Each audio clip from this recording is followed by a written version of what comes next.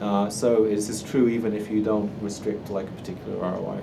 And I don't fully understand exactly why that is. There's a few possible hypotheses, but yeah. So this actually turned out to be in right auditory cortex, what this graph is. But yeah. So sorry. So yeah. I understand you correctly. If you take every voxel in the brain and subtract F3 minus F2, is that what you just said? The second analysis you did? You said the whole brain. Yeah, it's not actually a subtraction. It's like a pattern. Right. It's a, this should say actually versus, not minus. Okay. Actually. Sorry. Thank you. My word. I never noticed that before.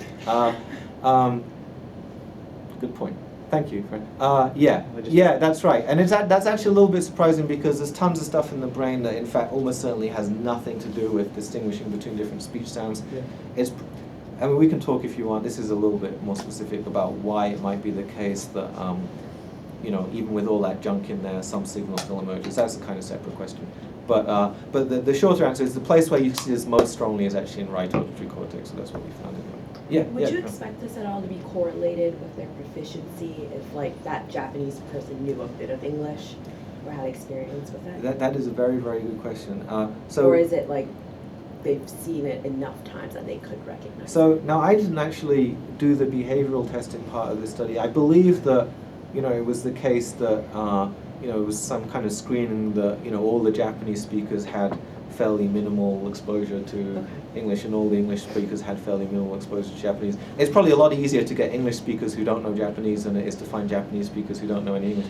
But it's strongly likely, and that's a very, very interesting question. It's almost certainly the case that, as well as at this sort of low-level perceptual kind of, can you hear the difference between these sounds, but some kind of higher level, like, how well can you read a, magazine article in English or something like that. It's very likely that there's differences between the people there too, and we don't actually have that data. I wish I did, but that's a very, very good question. And this again, goes to this, as you're probably noticing a theme, that lots of the interesting questions in language are about how the higher level linguistic information and how the lower level linguistic information relate to each other. They seem to impact upon each other in all kinds of surprising and important ways. And there's many questions that aren't of that type, but that's a important theme. Okay, I don't know about you guys, but I feel like I need to take a break, and if anyone wants some coffee, so no more slides from now on, we'll just chat after this, and I can offer people coffee if you would like, and if you don't want coffee, that's fine too.